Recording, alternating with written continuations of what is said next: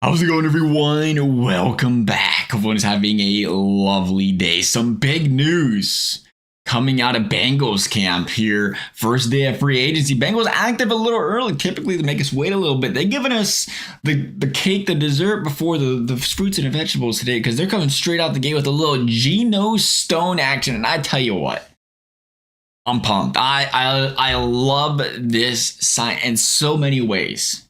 Well, first of all, this is classic, a smart move, first of all, but it reminds me a lot of Mike Hilton.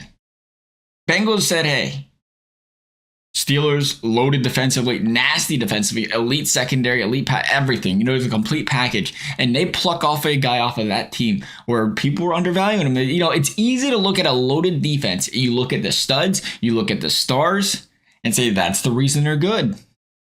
And then you have the guys that go undernoticed, that are underappreciated. Mike Hilton was that guy. Mike Hilton has been nothing short of an absolute freaking stud for the Bengals in a slot. And that's what he was for an elite run stopper. He has his specialty.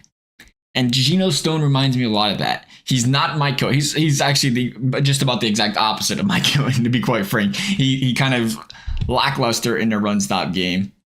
But he's elite in the pass coverage game. One of the best in the league in the pass coverage game. QB's throwing a passer rating of 53.4 against him last season. And he's been dominant.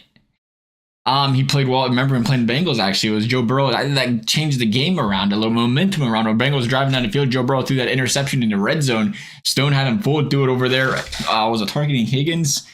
Picked him off. Took it the other way. And you think about a guy like this. 2 years, $15 million. $7.5 million a year. And you look at the situation the Bengals are in. Dax Hill, Jordan Battle. That's the situation. And you invested a first-round draft pick in Dax Hill. And there's a lot of options you now have as the Bengals. First of all, you can say, hey, you're not going to do it. But I'm just saying you could. If you wanted to run a 3-safety package and say, hey, Dax Hill better in the run game, run stops, Geno Stone better against the pass. You're not going to do that because they're going to see the personnel and say, okay, we're going to throw it over the top. But it does give you the flexibility to say 2 years.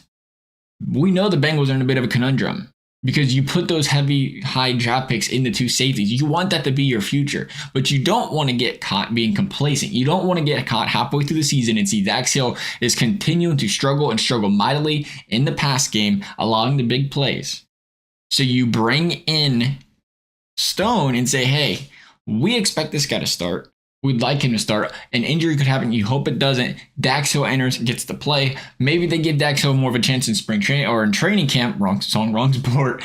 And he kind of comes, you see him grow in a big way. All that being said, it could happen. 2 years from now, you could say, okay, we know what we got in Dax Hill. Or, okay, we know what we got in Stone. One of these guys are going to be our future. The other one, not so much. But now you give yourself that flexibility and that option to where you're not handicapping yourself, because one of the worst things you could have did is walk into this season banking on Battle, banking on Hill. Battle, by the way, been a stud, but you're getting gashed down the field, big play after big play, like they did last season, because that can cost you everything in the playoffs. You bring in a guy who I think you look at again, and this is what the good coaches do. And this is what Lou Anarumo does, is you bring in players that specialize in a certain area and you play them to their strengths. This guy's strength is the secondary. And you think of what the Bengals like to do against good quarterbacks, the 3-man blitz draw or 3-man rush drop 8 into the coverage. That's what you want. We'll see from that standpoint moving forward in other directions, but that is exactly what you want. You get it on a cheap deal. Still 24 years old, $7.5 million. I mean, across the board, low investment, low risk, high reward. Again, low risk, high reward. You got to make the bet. You got to put bets down like this on players and hope they turn out. And again, it is tough. That's the toughest thing, is watching Dax Hill, seeing all the talent, the athleticism in the world, and you wonder, because of that, still the rumblings, possibly, Dax Hill moves to like a slot position. And that could work out for him. It really could. It's going to be the first time we've seen him take some reps there in his football career. Maybe not as much as the Bengals as it was in college, but you let him do that, and that could be it, because, again, Mike Hilton getting older. Maybe you see him take some more snaps there, make some more reps there. Potentially could work out for him, especially seeing, again, the role that the Bengals expect out of that position. It might work for him. Might not happen, but you got to trust in this team, definitely trust in this coaching staff to figure out something for him.